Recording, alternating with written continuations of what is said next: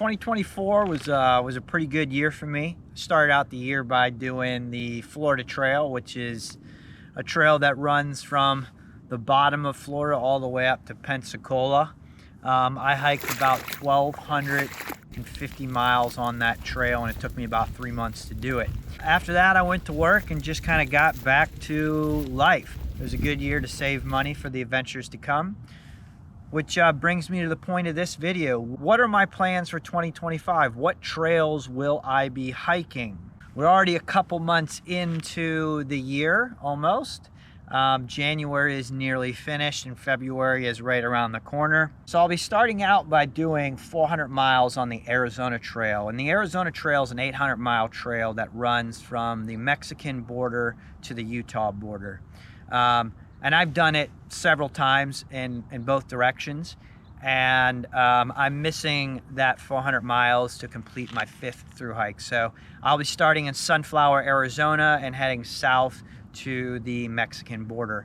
I'm going to be starting on March 7th, and I imagine I will finish on April 1st. I'm very much looking forward to going against the grain. Everybody's going to be kind of heading northbound. So I get to meet all the hikers, all the happy hikers heading northbound to the Grand Canyon. And I'm hoping to do some videos on those hikers and all those people progressing northbound. So if you're seeing this video, don't be surprised if you see me on trail trying to record a video of you, what your intentions and stuff like that. So I hope to see you guys on trail. April and May, I'll be back in the Sierras for work. And then in June, I'll be heading over to Europe, to Slovenia, to do the Slovenia Mountain Trail. The Slovenia Mountain Trail is roughly about a 350-mile trail that goes over the Julian Alps in Slovenia. It will also encompass a lot of the highest peaks in Slovenia, so there'll be a lot more via ferratas and a lot more exposed sections, and there could be potentially a lot more snow.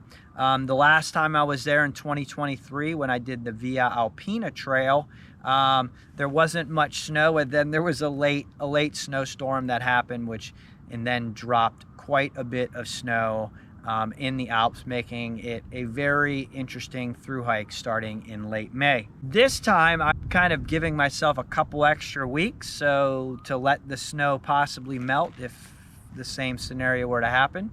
I'll be starting sometime in June. I'd imagine that the Slovenia Mountain Trail should take me roughly about 30 days or so.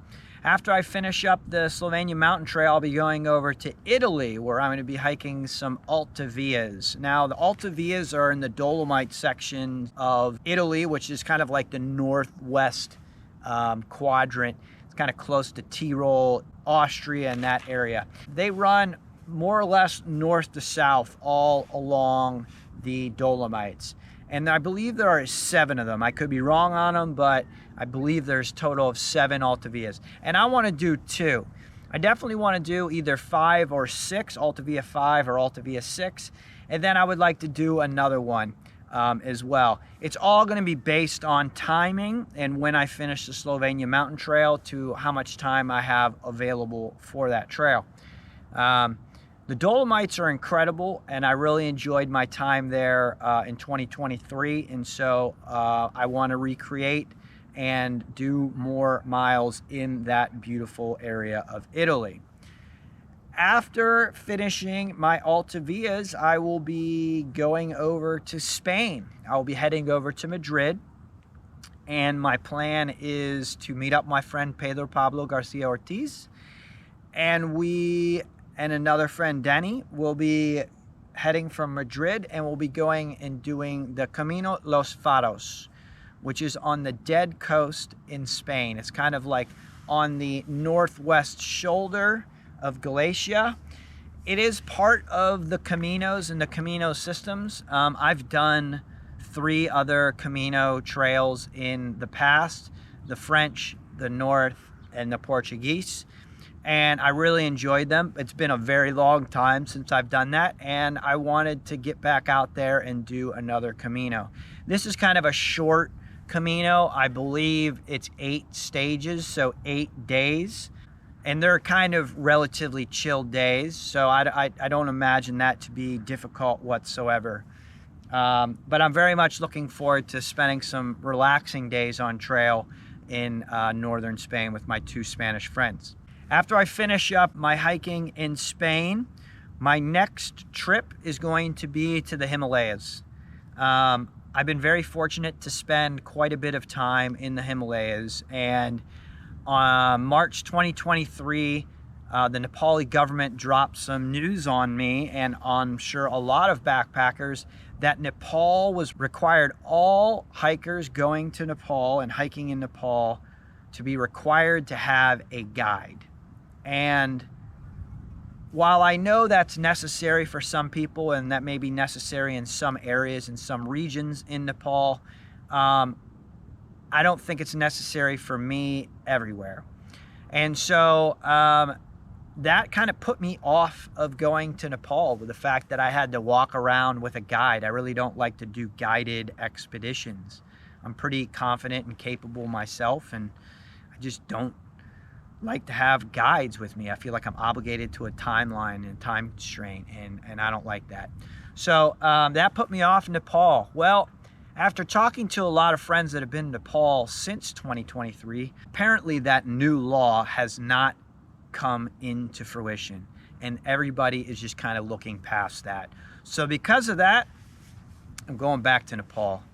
So I'm going to go to Kathmandu. I have some friends and some connections in Kathmandu, and then I am going to head over to fly to Lukla Airport, where I'm going to do the Everest Base Camp trek, which I did in 2016, and I'm going to do the 3 Pass trek, which I did in 2016, which is essentially going to get me onto the trail that I'm more interested in, which is the GHT, the Great Himalayan Trail.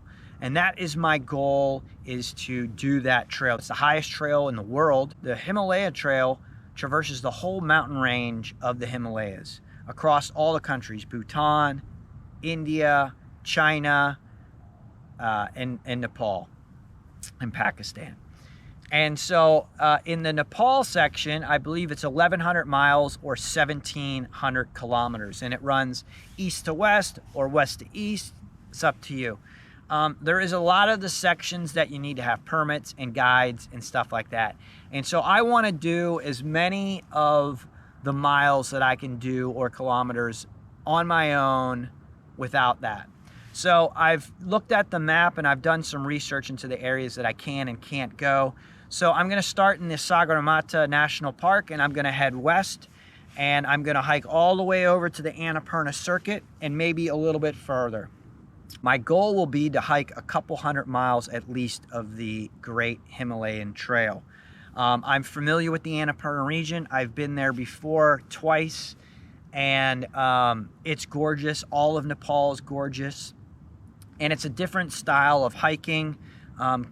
Camping isn't always necessarily important, and camping gear isn't necessarily important to have. There's tea houses in places, and depending on the region is depending if you pay for the tea house or if you're just paying for an exorbitant amount of food that then gets you into the room for free.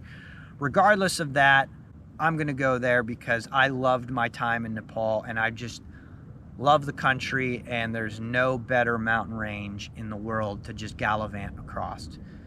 So I'm not sure how long my time will be in Nepal, but rainy season generally finishes in September, so October and November are definitely the more appealing times to be there weather-wise.